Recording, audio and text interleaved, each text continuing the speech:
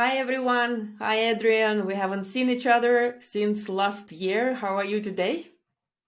Very good, Eve. Happy New Year to you. Yes, it's the start of another exciting year of ECR events. So I'm looking forward to catching up with you throughout 2022. And we started this with a very exciting session this week around the technology, which is recognizing theft by gesture in the aisles. And we had a great presentation from one of the retailers. Tell us more about it. Yes, we heard from a retailer in Australia. It was a single store, and he was trying a relatively new video analytic. It's been around a little while, but it's relatively new to see it in operation, which is trying to identify gestures that may be associated with theft in retail stores. So, in effect, trying to identify shoplifters in the act in the aisle. And so it's a really interesting concept. It's been tried before, but I think the technology is really evolving now to try and improve its effectiveness and reliability. And so it was a really interesting presentation to hear his experiences of using this technology in his store. And I think we started with a very important note that actually 80% of the theft comes from the 20% of the SKUs. So instead of covering the whole store, we need to focus on several aisles to have the better result in terms of, first of all, the amount of the theft you are catching, and secondly, amount of alarms you are receiving. Yes, so he was trying to, make the point that we know that risk isn't evenly distributed in retail stores, and some products are obviously more risky than others. And so, he was trying to focus in this technology on the particular product ranges that he felt were most prone to theft. Yes. And it was meat.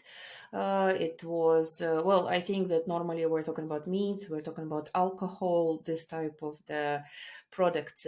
And so, how do you define the reaction of the retailers? What did you feel as the outcome? Yeah, it was really interesting, wasn't it? The discussion. I mean, there's a whole range of views. I mean, people I think are genuinely interested in this because it's very difficult to identify shoplifters in stores, and so any approach which can begin to try and help to try and identify these people who are stealing from stores is got to be something worth looking at. And so there was an awful lot of interest from retailers in this. And the presenter, put forward a fairly persuasive case that he'd identified a lot of people in his stores he thought who had been stealing that he was never aware of, and particularly prolific offenders. He felt that the system was very good at identifying those people who were coming in on a regular basis and stealing from his store. So he was making quite a strong case that he felt it had made a big difference in his particular environment. But I think a number of people raised some issues with it, and there are undoubtedly some issues around how this might operate in different environments, and some concerns that people had around how it may operate in their particular environment as well. And so, one issue obviously was around scalability. Here it was operating in a fairly small store with a fairly limited number of customers coming in at any one time. And people really wondered about how it might work in a much bigger environment with far more customers, particularly dealing with the issue of the number of false positives that you inevitably get from these sorts of systems and how you'd manage that volume of false positives. So that was certainly one of the issues that people raised as part of the discussion after the presentation.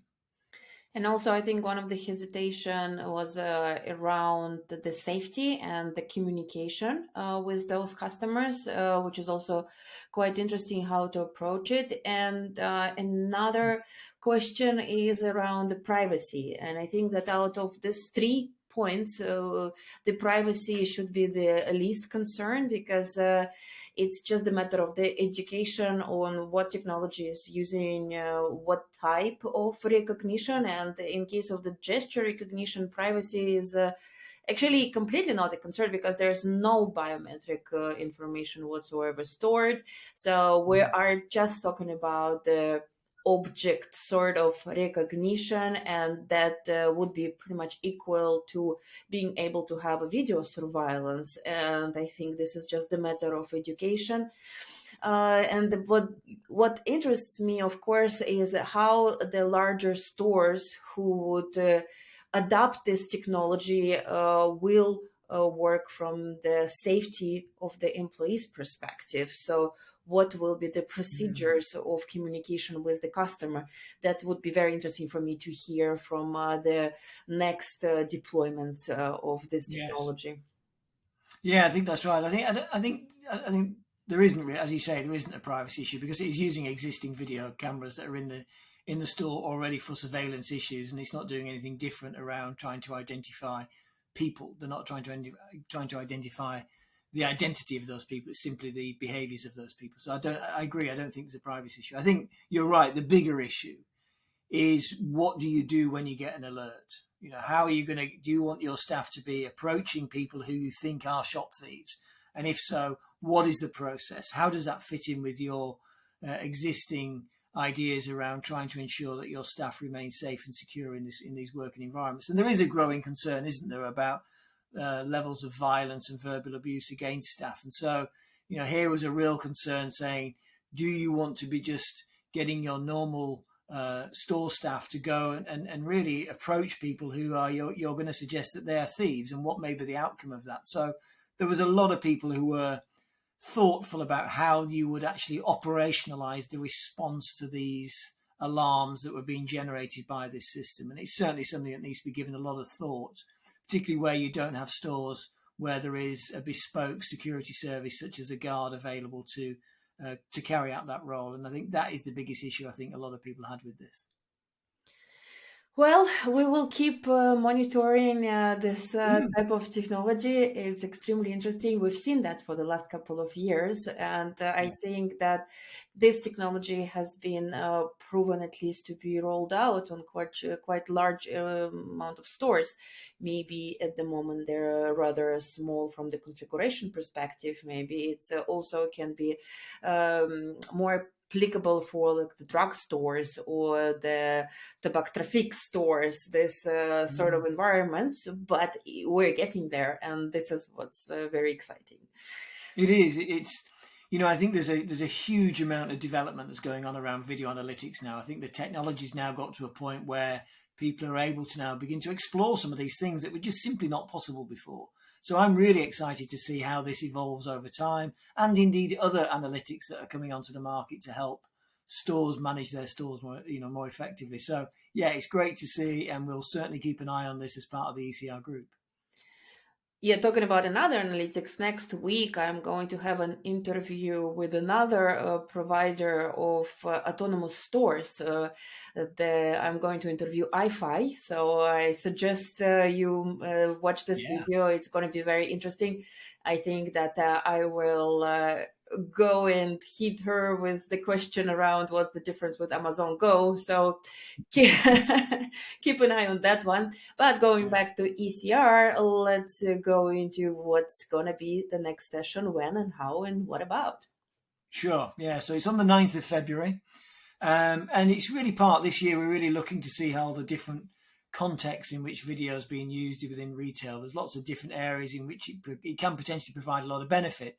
And so the focus for the next session is really looking at how video can be used to improve the performance within fulfillment centers for e-commerce. So how are retailers using video to help them to streamline their services, to make sure that their processes are being delivered effectively, but also help to deal with issues around fraud and refunds as well. So we're going to have a number of retailers presenting on how they're really trying to maximize the capability of their video systems within their fulfillment centers. Great. Looking forward to that. And I'm going to catch up with you a week before or so we can do the preview on more specific topics. Great. Thank you, everyone, for watching us, and see you soon. Thank you, Adrian, for joining me as usual, and I will see you next month. Take care, Eve. Nice to see you again. Bye-bye. Bye, everyone.